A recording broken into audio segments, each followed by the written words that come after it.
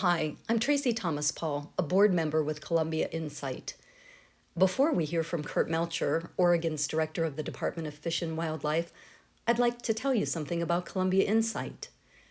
Columbia Insight is a nonprofit environmental online news publication providing trustworthy news covering the entire Pacific Northwest, but focusing on the Columbia River Basin. We're the only news organization with that focus. Our journalism is independent and supported by donors and foundations. We depend on all of you who watch and listen to our news to let us keep investigating stories that aren't told anywhere else. Please visit our website later and sign up for our weekly email. It will alert you to each week's newest story. We cover all facets of environmental news: climate change, rivers, waters, fish, wildlife, agriculture, energy, and more. We welcome your financial support, which we need to keep going with our independent journalism. Columbia Insight editor Chuck Thompson will kick us off with our discussion with Curt Melcher. Curt began his work with Oregon Department of Fish and Wildlife as a temp in 1985 and began to actually lead the department years later in 2015. Curt is familiar with all parts of Oregon fish and wildlife, and in fact, recently was elected president of the Association of Fish and Wildlife Agencies, a national organization. Curt, thank you so much for taking the time to talk with listeners, supporters, and donors to Columbia Insight and to everyone interested in the Columbia River Basin. I'll start very quickly by thanking Curt for showing up and letting you guys know that, well, it makes sense for Columbia Insight, I think, to want to hear from the director of a state fish and game or fish and wildlife department. I also been interested in having Curt on one of these Zoominars for a while now, because I've known him for most of my adult life, and I've always found Curt to be one of the most interesting and well-informed and empathetic people I know to speak about anything, really, even far beyond fish and wildlife. Very quickly, I met Curt through a mutual acquaintance in college, a guy named Al Lazo, who was classmates with Curt at Reynolds High School, east side of Portland. Al is now the director of the Oregon Fair Housing Council, so I found it interesting that the same class, if there's any Reynolds High fans, produced some people in some pretty influential positions involving the state. Two of the biggest issues, housing and the environment. So shout out to Reynolds High there. And that's just a little background on Curt. He's got a really interesting family history in Oregon, including being a direct descendant of a member of the Astor expedition. So with that, Curt, I'm going to say thank you once again for being so generous with your time. Curt is truly one of the hardest working men in fish and wildlife in the country, which you might get us into a little bit. So Curt, maybe you want to just take a few minutes to talk about yourself, introduce yourself, and when you're done, I'll fire a couple questions at you. All right. Great. Thanks, Chuck. And give me a thumbs up if my sound is coming in okay. All right. Very well. Yeah, I'm Curt Melcher. I am the director of the Oregon Department of Fish and Wildlife. And it's really a pleasure to be here this morning with you all, and would look forward to meeting you in person as well at some juncture. But in addition to my role as the director of the department, I also recently was elected as the president of the National Association of Fish and Wildlife Agencies. So I've been over the course of the last 8 years, certainly engaged in a lot of national level issues, but will become more so engaged here in the coming year.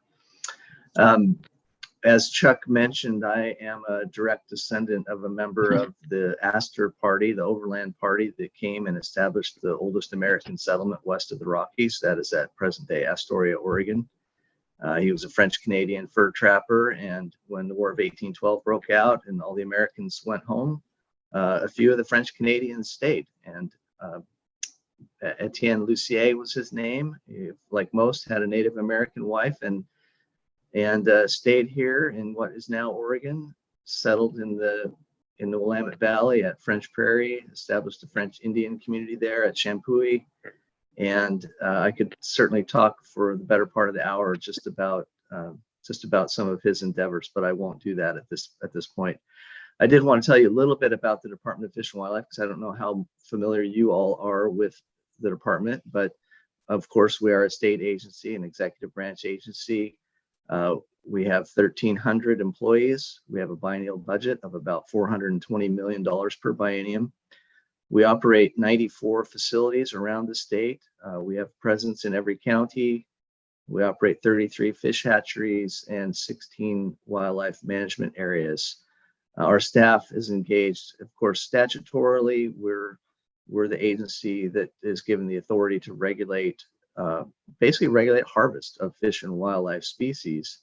But of course, you can't have good, robust, sustainable harvest if you're not addressing a number of other issues, habitat issues in particular, where we largely don't have any regulatory authority, but we engage with all the other state and federal agencies and private landowners to address fish and wildlife habitat needs.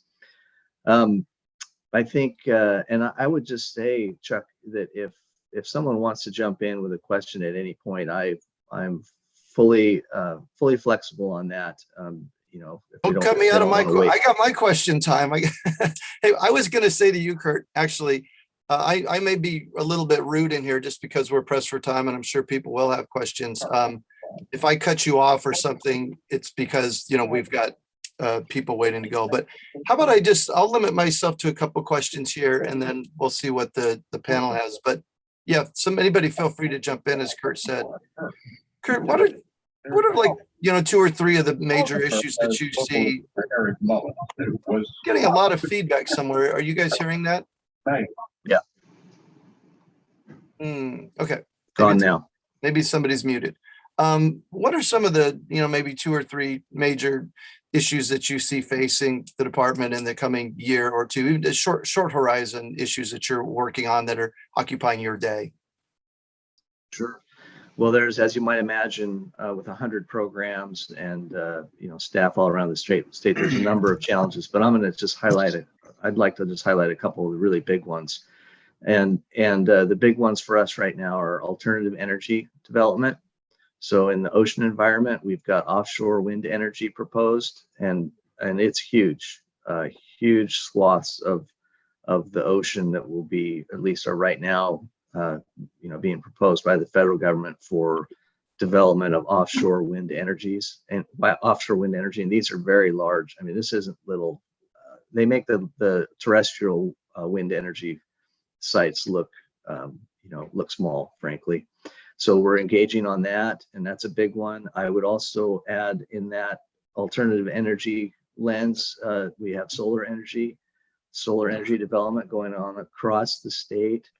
And for us, there's a number of wildlife habitat issues, not just in the form of habitat loss, but also in the form of migration issues that go along with terrestrial solar energy development.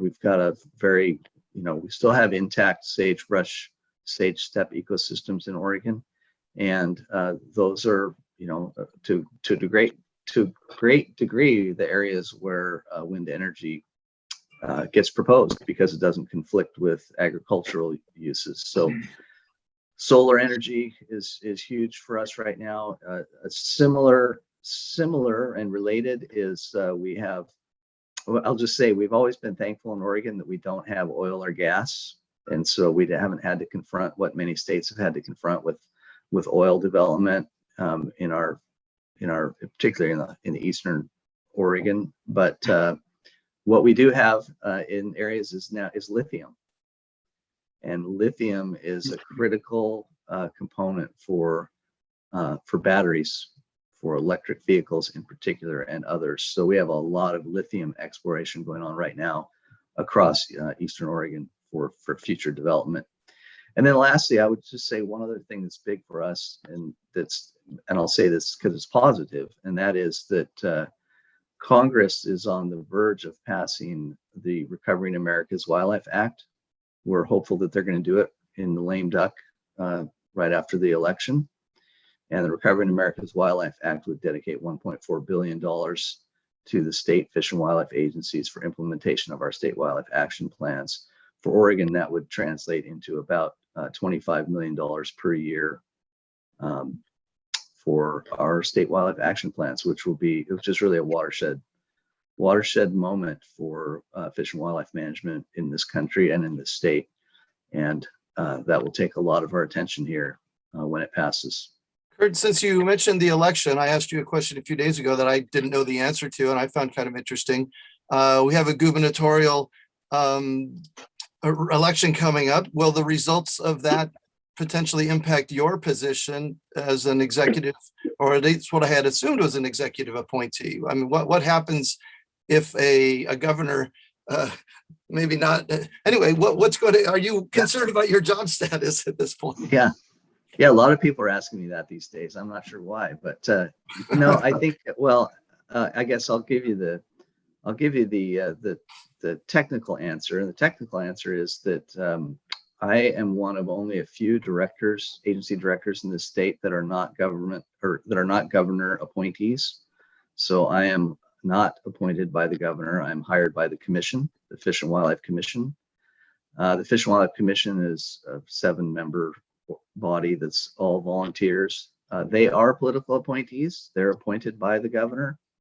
So ultimately, the governor doesn't hire me or fire me, but the governor does obviously populate the Fish and Wildlife Commission. So there's some, there's always the opportunity that a governor that doesn't like the Fish and Wildlife Director could affect your future career. But I'm taking that as it comes. I'm not worried one way or the other at this point.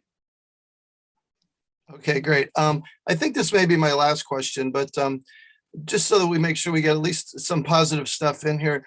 You and I talked earlier about some of the restoration successes that we've had in the state, in the region, if not the nation. These sort of long-term success stories.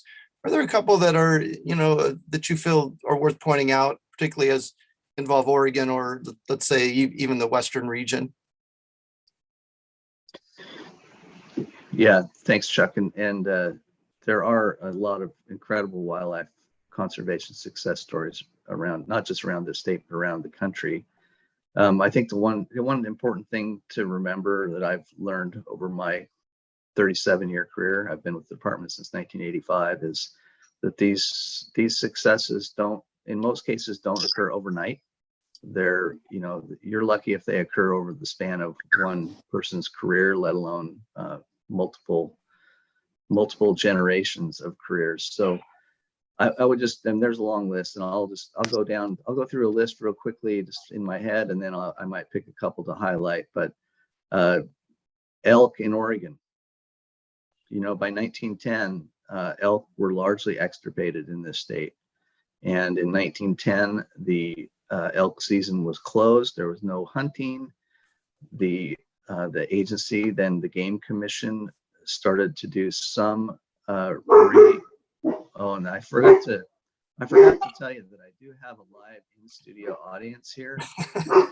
And if he starts barking, my apologies in advance for that. So elk were largely extirpated. The season was closed. We had started reintroductions as early as 1910.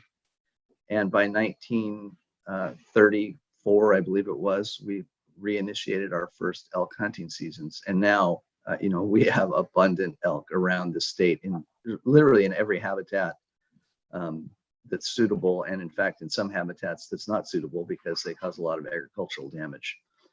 I would say I would add to that list bald eagles. Bald eagles were, there were very few eagles. They were listed under the Endangered Species Act as endangered.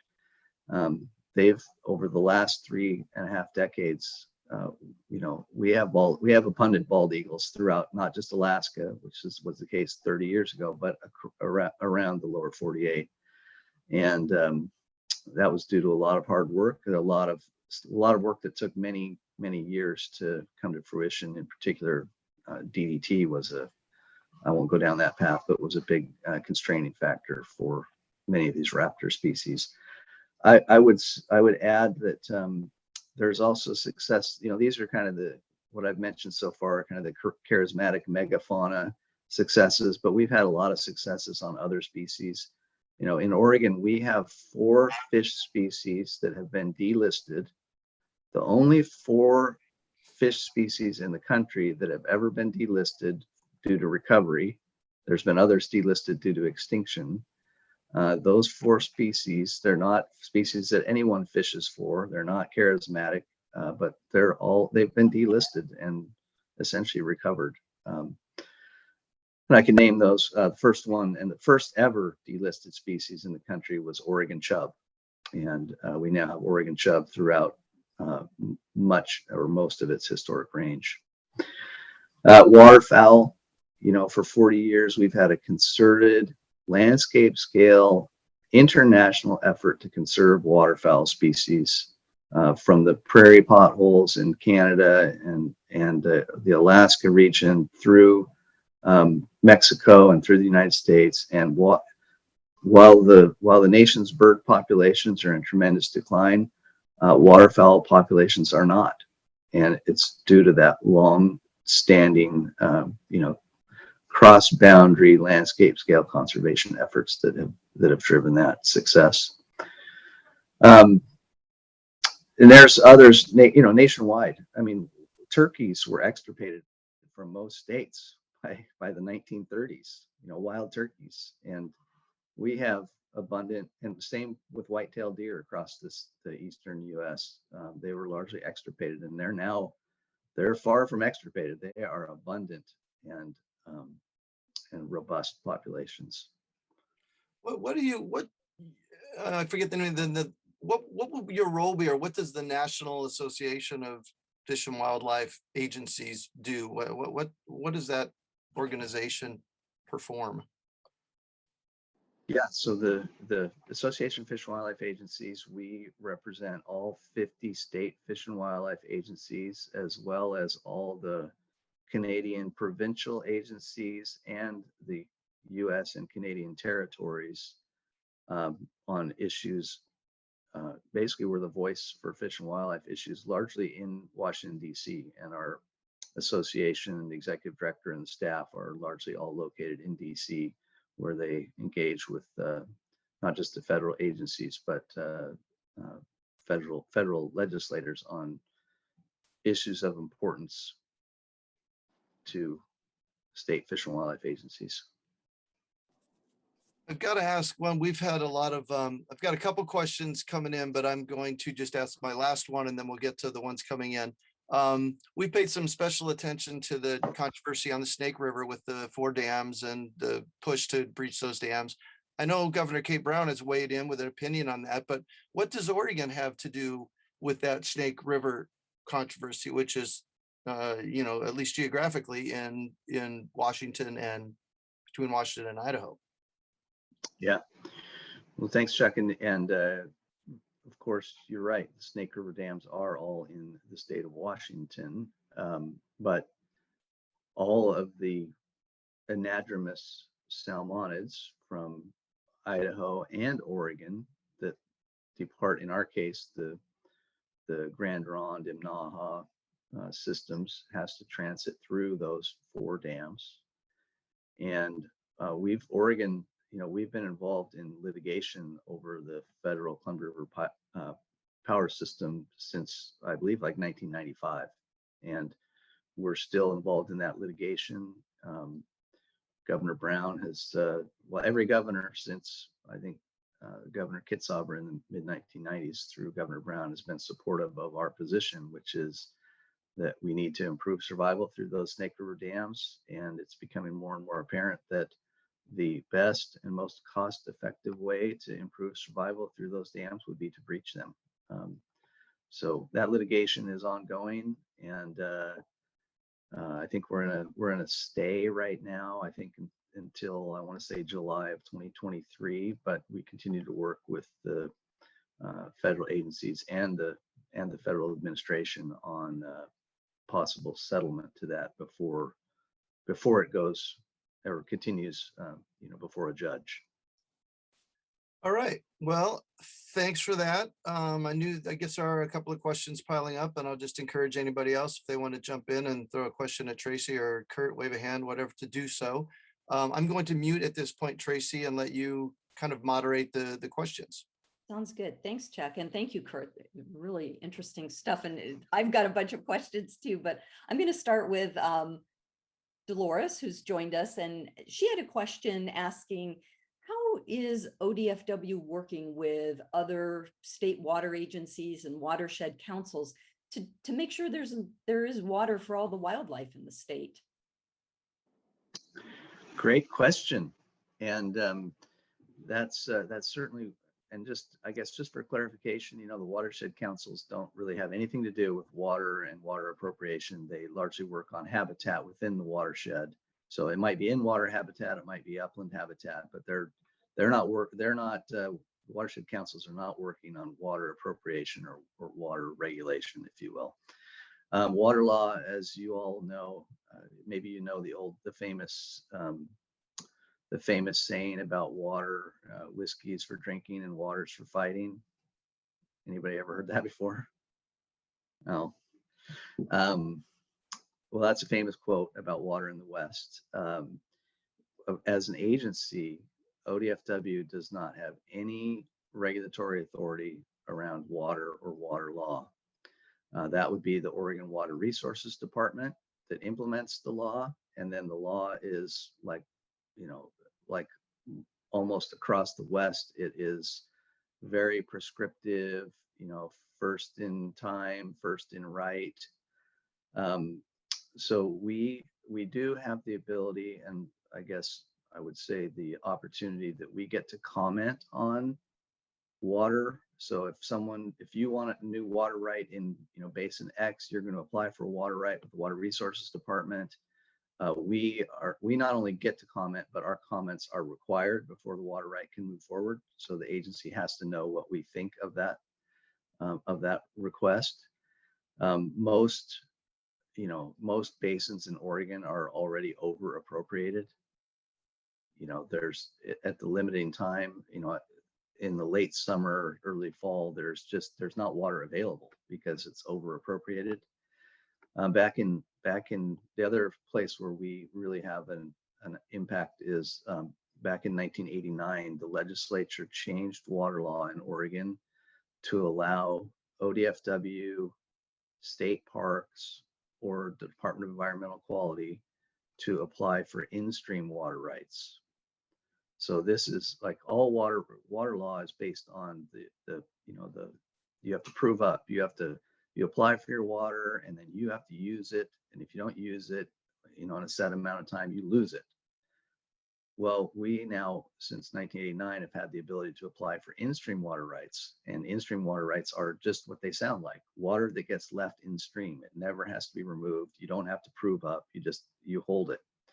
So we, over the last couple decades, we've applied for, I think, about 1,400 in-stream water rights across the state. Of course, they're junior.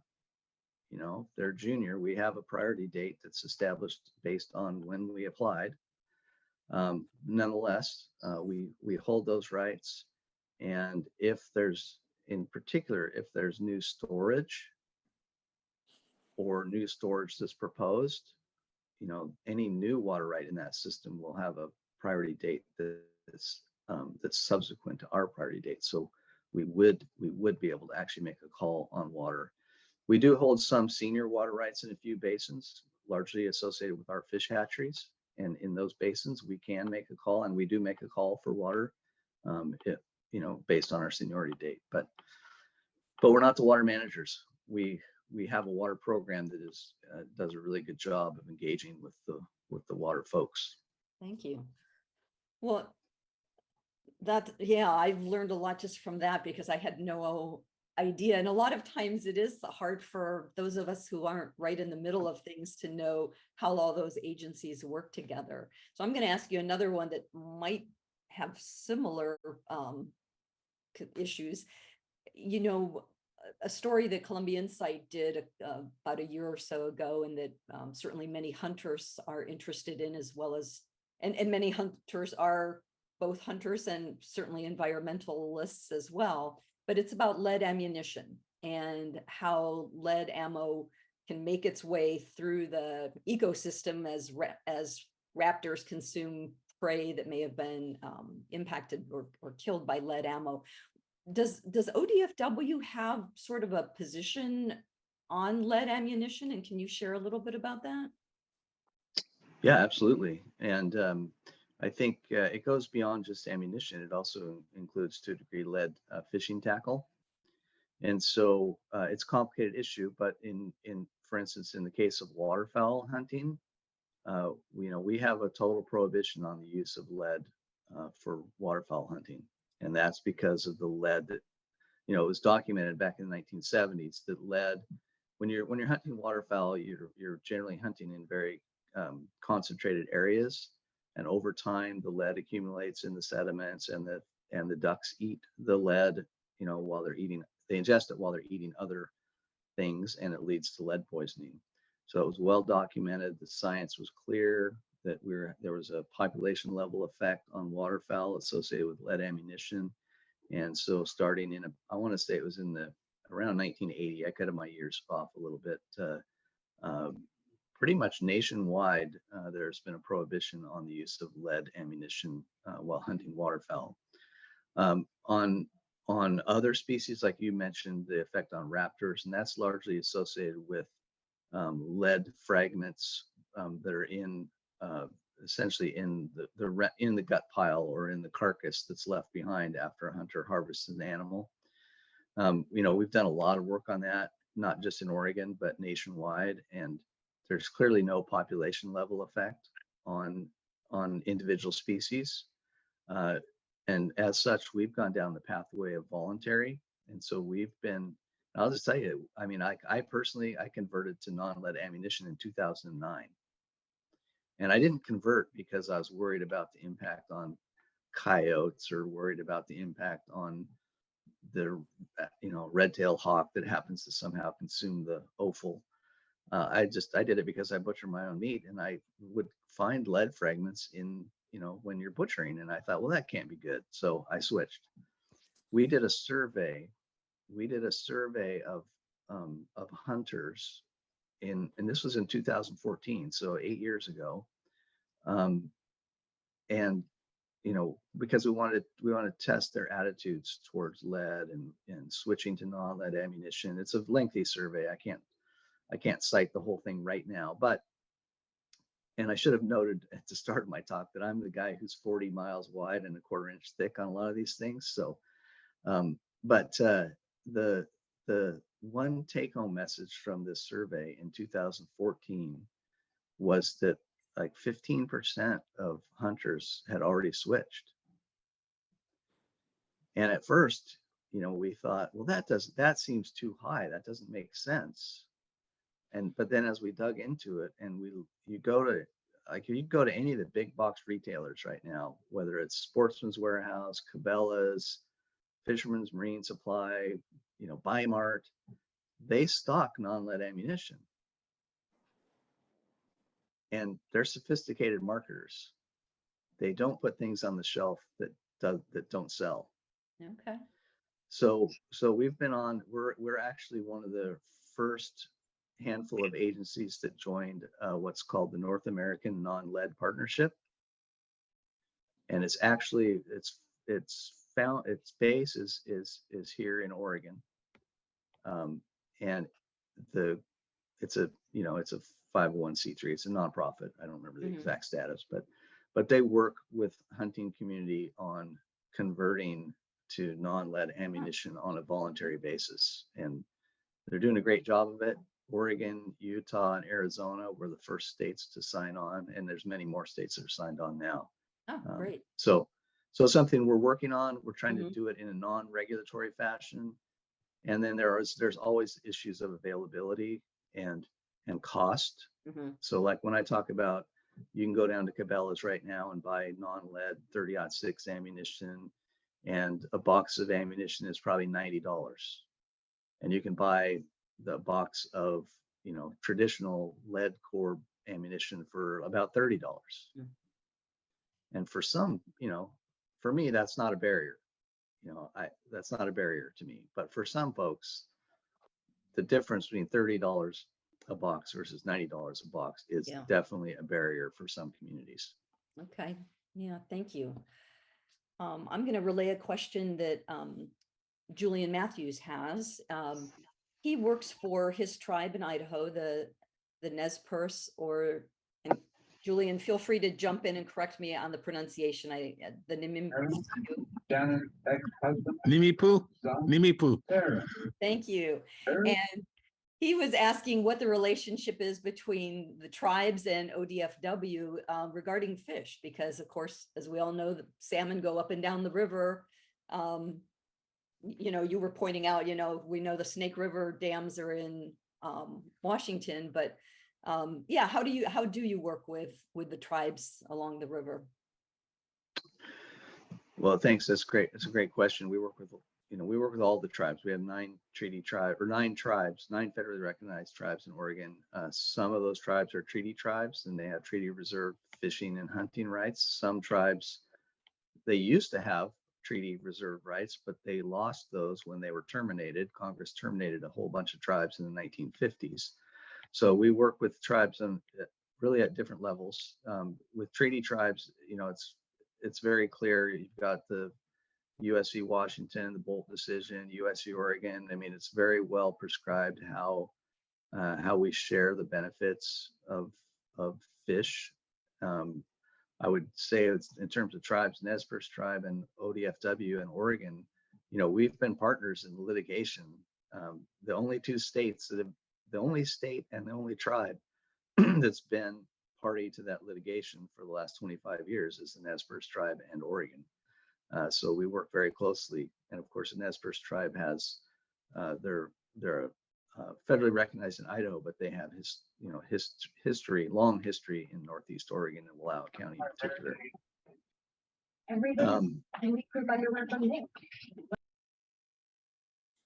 Okay, thanks.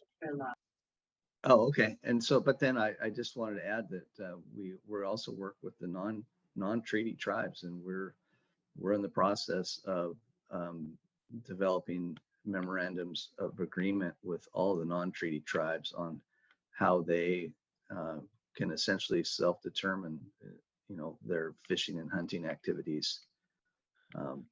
So we're ahead of the curve on that, I think, as states go. Curt, on the topic, I'm going to jump in here really quick, just on the topic of hunting, which we've hit on a couple times here. You know, I get all the ODFW press releases. I received one this past week about $1,000 reward for information on 2 elk poached near I-5. We've written about the poaching issue in Oregon. How big of a problem is poaching in Oregon? Is it something that we hear about and it's you know, it's sensational, it's awful, we all have a visceral attitude of disgust or despair, but is it really widespread? Is it something that we should be putting a lot more resources toward? Yeah, that's a great question, Chuck. And I think here's my perspective on it. There's certainly localized areas where it is more extreme. That it's not, you know, this is a big state, and the problem isn't the same across the entire landscape. But there are some areas in particular, like we did a study on some winter range down in South Central Oregon, where essentially the illegal take of deer was equal to the legal take of deer. And so, you know, I don't think the problem is not getting worse, but the reason you're hearing about it is in the 2019 legislative session, the legislature appropriated $5 million to us to essentially develop anti-poaching campaign. And part of that campaign is boots on the ground, you know, more enforcement personnel.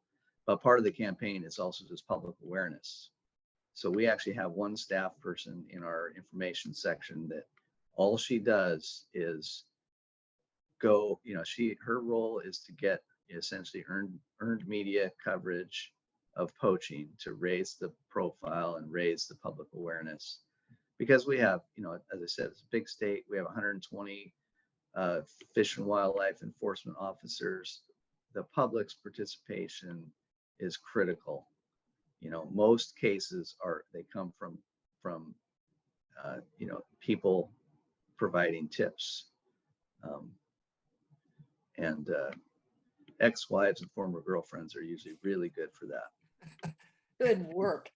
In your estimation, has that money that the legislature appropriated to Fish and Wildlife been effective? I mean, is there any measurable results of that effort yet? Well, there's definitely a heightened awareness, and I think you all can attest to that, because you're seeing it. It's a really hard thing to measure. I mean, it is a really, really hard thing to measure because you don't know what you don't know, right? And there's no way, it's not, you can't do a real scientific experiment. So I don't know, Chuck. This is a big issue nationally, though, and the Wildlife Management Institute and the Boone and Crockett Club have a huge, multi-million-dollar poaching study underway, of which we're one of the 10 states that are participating, and we'll see over time. But the awareness definitely helps. Thanks, Curt. Hey, since we're on the hunting topic, a couple questions, and I'm not sure, they're not maybe totally related, but one is along the lines of, can you just tell us a little bit about whether or not the fees for hunting and fishing guides are on par with those that are assessed to private individuals? And then speaking of private things, there are these private hunting ranches or organizations. Does ODFW have any sort of oversight or relationship with those? Okay, let's take the first question first. And our fees are, I'm not certain that I'm getting the question right, but we do not license, this agency does not license outfitters, but we do license hunters and anglers. We don't license guides and outfitters. We do license hunters and anglers. The outfitters are licensed through another agency, actually the Oregon State Marine Board.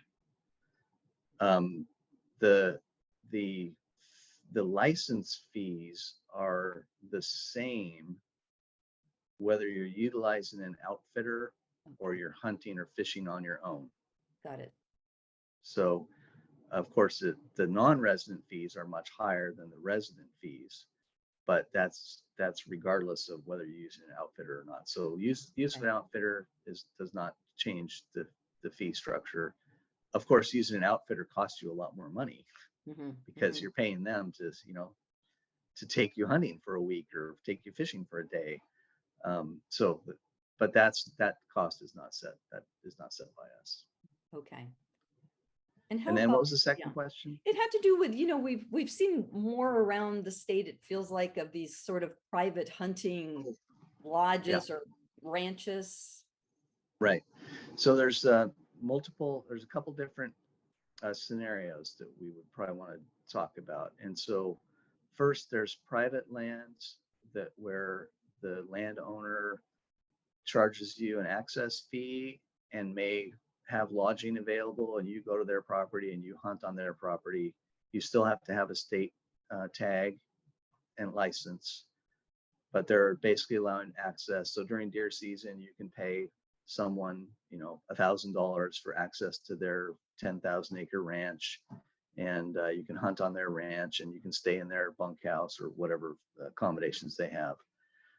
I think what you may be referring to are then there's hunting. So that's just hunting on private property during a regular state sanctioned season.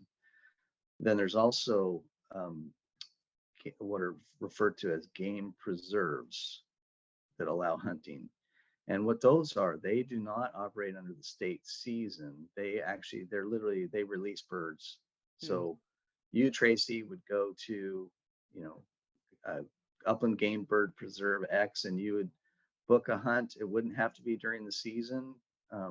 it could be at any time. That their season is basically like October through, I think, March. They don't allow those activities during the nesting season. And you would book a hunt there, and you would say, yeah, I want you to release 10 pheasants for me.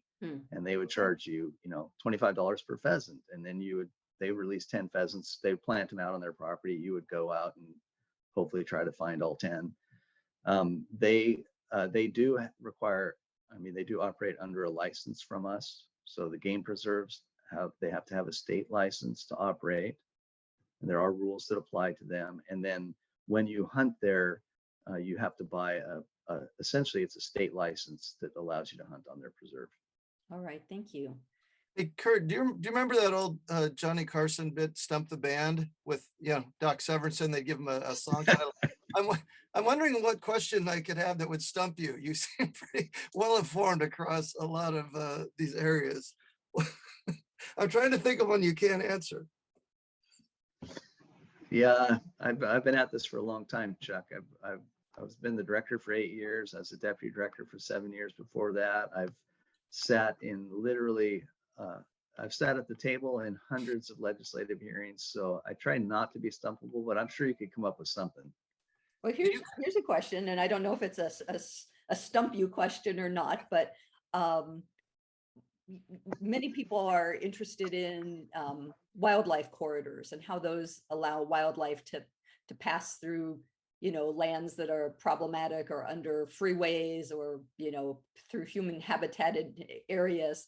Where do you see the biggest need for either restoring, building, or keeping up those wildlife corridors? Yeah, you can't stump me with that one. I'm sorry to say. Okay.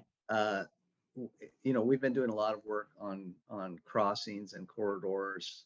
We actually have dedicated staff that's working on that. We have, just as background, as it relates to deer and pronghorn corridors, we have put GPS collars on, I think it's just under 1,000 mule deer and or pronghorn in the last 6 years. And these are GPS collars that essentially we can track them. We can, you can essentially see what their migration patterns are, what corridors they use. We've worked on Highway 97, south of Bend, when they expanded that from a 2-lane highway to a 4-lane highway, and the speed limit there is now, I believe, 70. We worked with ODOT.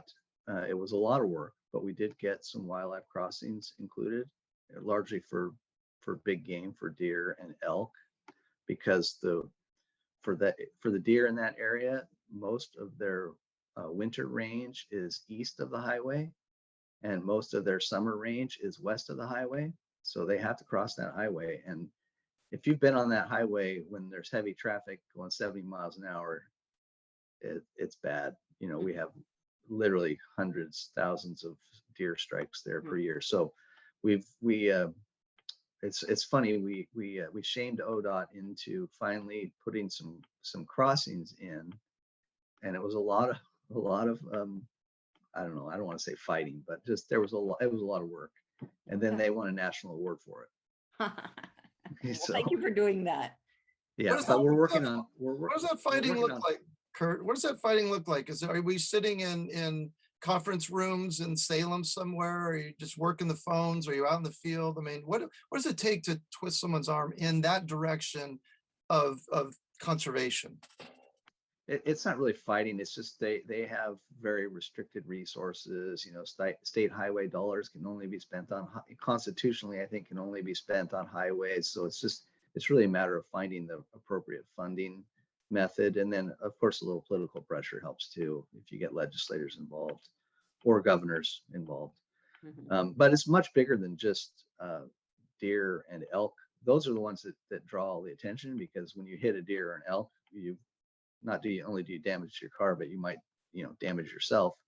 But we're also working on other crossing issues, like up in Northwest Portland. There's a huge frog migration across Highway 30 every year, and nobody knows it when they run over a frog, but the frog sure knows it.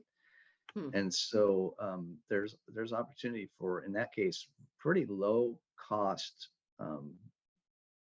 underpasses, if you will, like almost culverts that would allow passage under the highway. So it's bigger than just big game, but we're working on that around the state. Thank you. One of those iconic animals that often really divide people up are wolves. And, sometimes there's a feeling perhaps in the eastern part of states or the rural part of our western states that city folks romanticize wolves, and those who are ranchers, hunters, other folks demonize wolves. How does ODFW balance all those issues? And can you tell us a little bit about the wolf population these days? Yeah, sure. And in my list of success stories in my head are some large carnivores, and wolves are on the list of success stories, conservation success stories, as are cougars. And I'll just tell you, by 1965, I'm like digressing here a little bit, but by 1965, we estimate there were 200 cougars statewide. Up until 1965, they were considered unprotected predatory animals. In 1965, the Fish and Wildlife Commission went to the legislature and asked them to change their status to a game mammal, which meant that we had the authority to manage them as opposed to unprotected predatory animal. And from the time of protection up until now, we have, depending on which model estimate you use, we have between 7,000 and 10,000 cougars in the state. Actually, the highest cougar densities in the West are in Oregon. But you asked about wolves. So, wolves are clearly a success story too, from our perspective. We did not reintroduce wolves. Don't believe the black helicopter myths that we were out transporting wolves. We did not do that, and never have.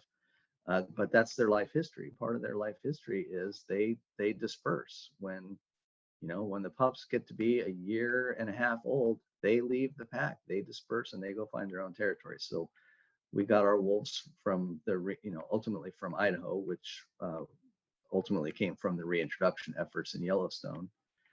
We had our first pack in Oregon in 2009. And it's pretty much just been a steady increase every year for the last 13 years. We now have, I believe it's about 200 and I can't remember, 230 or 240 wolves. This is a minimum number. These are the wolves that we've seen. We know absolutely that they exist. I believe we have about 30 packs. From our perspective, they're doing great. There is conflict, and from the very beginning, we knew we started planning for wolves before we had wolves. So we started developing our wolf plan in 2005, and so we had a plan in place before the wolves showed. Part of what we think is essential is you have to have the flexibility to deal with problems. If you're going to ask the producers, the landowners to support wolf recovery, you have to have the tools to solve their problems for them when they have problems. Because we have packs of wolves in Oregon that have never depredated a single livestock, as far as we know. But we have packs in Oregon that have depredated, dozens of times confirmed. So we need to have the flexibility to deal with the problems. And yeah, wolves are doing just fine. It's important to remember that by the last wolf was seen in Oregon, I think it was 1940 or 1939 was the last wolf that was killed in Oregon. And through the from the 20s through the 1950s or early 60s, there was landscape scale poisoning that went on, to eliminate all predators, cougars, coyotes, bears, wolves. And, I don't think we're ever going back to landscape scale poisoning. These were, essentially every time they would take a carcass of deer, or I mean a cow or a horse carcass out, they would lace it with strychnine and they would just leave it on the range, and then everything that came and ate it died. But as long as we don't do that, these wolves are going to be fine. Thank you. As we're wrapping up with your time, we've got a couple folks maybe that might have some questions, so I'm going to invite them to unmute. So maybe Marianne Fox, if you don't mind, I know you've got a great question for Curt about ammo and sort of the fact that perhaps the bald eagle population got restored because bald eagles eat a variety of species, and you've got some questions about condors maybe. Would you like to kind of pose that directly to Curt? And you'll need to unmute if you'd like to do that. Yeah, can you guys hear me? Yes, we can. Sorry, I'm just finishing up breakfast. Oh, no worries. Yeah, I guess my question is first, two-part, concerning the study that you referenced, saying that you found no population level effects on lead ammo used for, deer, elk, other ungulates. When was that done? How long ago? And what species? And my second part of that is, okay, a lot of our success stories are, for example, with bald eagles that are not obligate scavengers, whereas we do have species that are. I'm still reading that a lot of the California condors are dying of lead poisoning. Now, granted, that's not your state, but there is talk of reintroducing condors to Oregon, I understand. What can you say about any recent studies that have looked at lead issues in obligate scavengers, and what do you have to say about the situation with condors? Yeah, sure. I think, and maybe I misspoke, but I think what I was saying was that there is no study that shows there's a population level effect of lead ammunition on those other species. So I mean, there's certainly studies that show individual animals, individual raptors, for instance, have had lead poisoning, but there's no study that shows there's a population level effect. And I don't know if you could design a study to, that's kind of, you have to design a study that shows that there is a population level effect, not one that shows that there isn't. But, and then as far as condors go, well, that's part of the reason we're on the path of voluntary non-lead ammunition for big game hunting. We think it's going to be ultimately important, particularly in southern Oregon, because we do now have condors. The first condor release in the Klamath Basin, the lower Klamath Basin in California, occurred it might have just been last March or April. I don't remember the exact timeline, but very recently. And so we knew from early on in the planning stage that any condor releases in the lower Klamath Canyon would, it's only, I think, as we like to say, it's only a few wing beats from there to Oregon. So that's why we've been on the path for voluntary non-lead ammunition use. Thanks. We're right at the top of the hour. I've got two quick questions. Unless anybody throws a final one in, we'll let you go. You might have given us my new story idea, which is the frog migration on Highway 30 that I didn't know about. Who should I talk to at your agency about this issue? Who's working on that? Okay, you stumped me on that one. I'll have to get back to you. And I think, the Oregon Wildlife Foundation, I think they might have funded some of that work, because I think right now, I think there's basically a volunteer effort where literally people go up and gather the frogs on one side of the road and they bucket them across to the other side. Wow, I had no idea. Whereabouts is that happening? Just all along the highway, or they have certain crossings? I think, yeah. I can't remember if it's on 30 or if it's like on Cornell Road, but it's okay. Up there. Okay. And my last question for you is, are you a subscriber to Columbia Insight? And if no, why not? I don't think I am. It's very easy to subscribe. You can get All right. Well, listen, I'll look. You should. Yeah.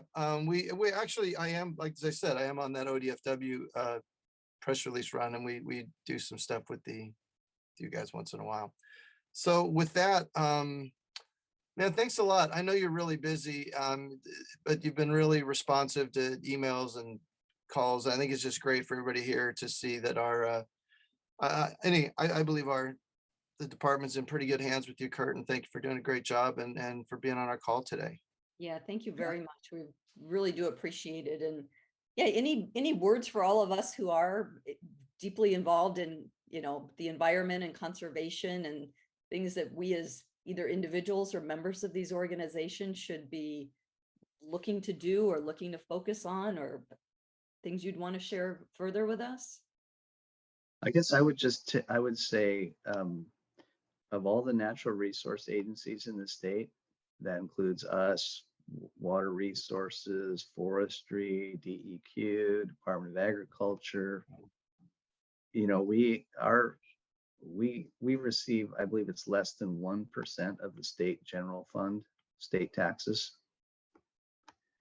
And in a state where natural resources are so important, I left parks. There's other agencies I left off that list, parks. In a state where natural resources are so important, it's, of course we're biased. We admit that, but to think that only 1% of the state's resources gets spent on, of the state's revenue gets spent on natural resources is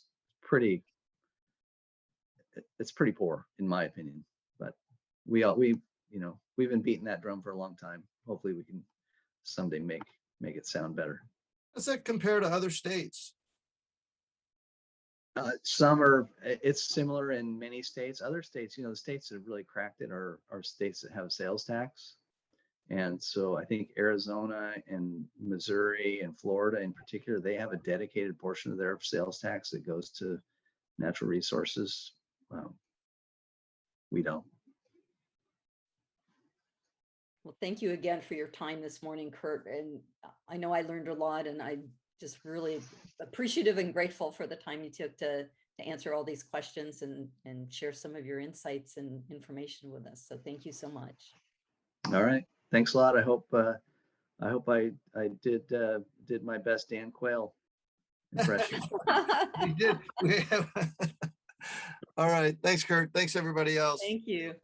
All right. Bye. And thank you to everybody else who joined us this morning. And again, for those of you with all those wonderful other nonprofits, thank you for the work you're doing, because we know you guys spend a lot of your time also on water and wildlife and climate and just all the things that really matter a lot to us. So we do appreciate it.